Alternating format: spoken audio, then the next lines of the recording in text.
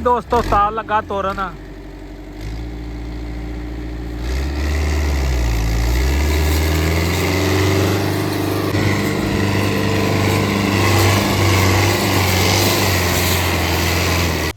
अस्सलाम वालेकुम दोस्तों। लो जी दोस्तों, रंधावा व्लॉग यूट्यूब चैनल ते खुश आमदीद।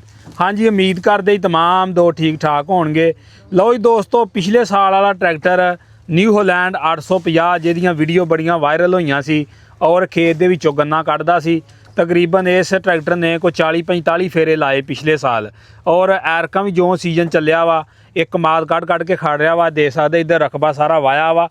ये सारे चो कमाद कढ़ के इसे ट्रैक्टर ने खड़िया वा और कल्ले ने खड़िया वा। बाकी ट्रैक्टर के मालक और ड्राइवर साहब साडे नाल मौजूद है, इन्हां नाल असीं गलबात करांगे कि पिछले साल किन्ने फेरे लाए और ट्रैक्टर की कारकरदगी किद्दां दी रही और किन्ने तुसीं इस ट्रैक्टर तो मुतमिन जे। मुकम्मल गलबात जिहड़ी करदे आं। अस्सलाम वालेकुम भाईजान। वालेकुम सलाम जी। जी भाईजान, की हाल चाल जे? अल्लाह दा करम भाई। भाईजान सब तो पहले तो अपना थोड़ा जिहा तारफ करवाओ साडे दोस्तां नूं।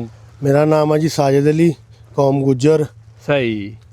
ते ये इलाका किहड़ा जे अपना जिथे ही खड़े हाँ? ਆਪਾਂ ਖੜੇ ਆ ਜੀ ਜੜਾਂ ਵਾਲਾ ਪੌਲਣੀ ਬੰਗਲਾ, सही ਜਿਹਨੂੰ ਅਲੀਪੁਰ ਬੰਗਲਾ ਕਹਿੰਦੇ ਆ। सही। अच्छा भाई, तुसीं ये 850 लिया पिछले साल, तकरीबन किन्ने कुे फेरे इहदे ते लाए मिल दे विच तुसीं? ਭਾਜੀ ਪਿਛਲੇ ਸਾਲ ਅਸੀਂ ਇੱਥੇ ਲਾਏ ਆ 40-45 ਫੇਰੇ सही ਤੇ ਐਤਕੀ ਫੇਰ ਸ਼ੁਰੂ ਤੋਂ ਸਟਾਰਟ ਹੀ ਆ 10ਵਾਂ 11ਵਾਂ ਫੇਰਾ ਸ਼ੁਰੂ ਆ ਸਾਡਾ।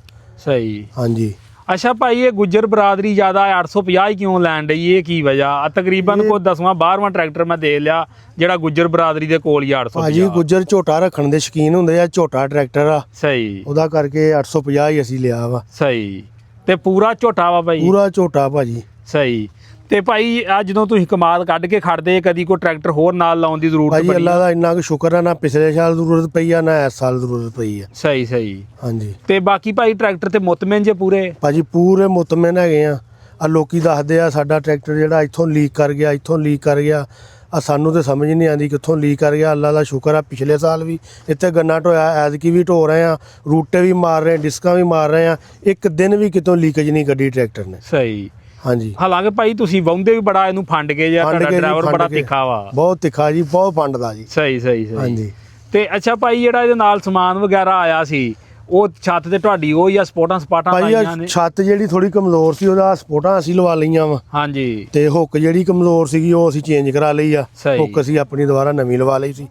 ਸਹੀ ਸਹੀ। ਤੇ ਬਾਕੀ ਜ਼ਿਮੀਂਦਾਰਾਂ ਨੂੰ ਮਸ਼ਵਰਾ ਇਹ ਆ ਵੀ ਜਿਹੜਾ ਇਕੋ ਮਾਡਲ ਆ ਰਿਹਾ ਵਾ ਹੁਣ ਉਹ ਲੈ ਲੈਣਾ ਚਾਹੀਦਾ ਵਾ। ਉਹ ਸਮਾਨ ਬੰਦਾ ਆਪਣੀ ਮਰਜ਼ੀ ਦਾ ਲਵਾ ਲਵੇ, ਜਿਹੜਾ ਉਹ ਥੋੜਾ ਜਿਹਾ ਮੈਂ ਹੈ ਵੀ ਇਹਦੇ ਨਾਲੋਂ ਕੋਈ 2 ਲੱਖ ਸਸਤਾ ਵਾ। ਹਾਂਜੀ। ਹਾਂਜੀ।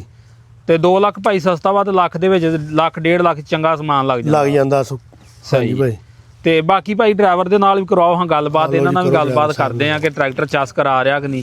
ਹਾਂਜੀ ਉਸਤਾਦ ਜੀ, ਕੀ ਹਾਲ ਜੇ? ਠੀਕ ਆ ਜੀ, ਤੁਸੀਂ ਸੁਣਾਓ। ਉਸਤਾਦ ਜੀ, ਇਸ ਤੋਂ ਪਹਿਲਾਂ ਕਿਹੜੇ ਕਿਹੜੇ ਟਰੈਕਟਰ ਚਲਾਏ ਜੇ ਟਰਾਲੇ ਅੱਗੇ?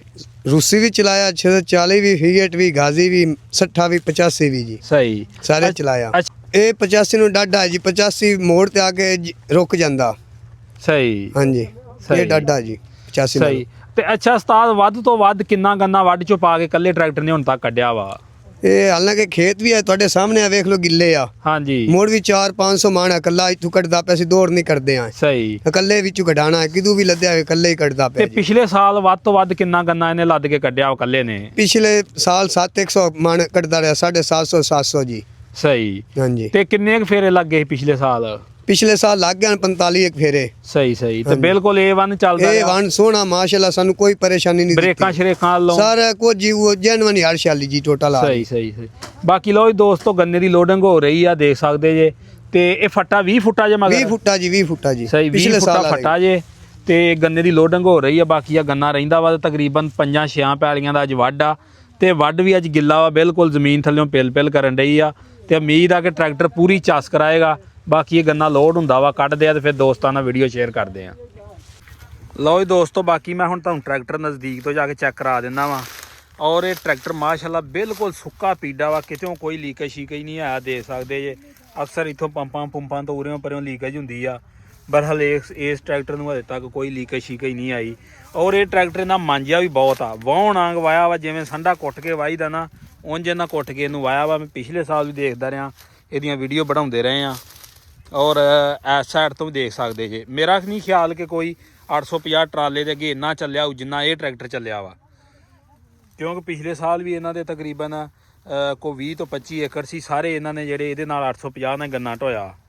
ਬਾਕੀ ਇਸ ਸਾਈਡ ਤੋਂ ਦੇ ਸਕਦੇ ਅਜੇ ਤੱਕ ਟਰੈਕਟਰ ਦੇ ਵਿੱਚ ਕੋਈ ਲੀਕੇਜ ਸ਼ੀਕੇਜ ਨਹੀਂ।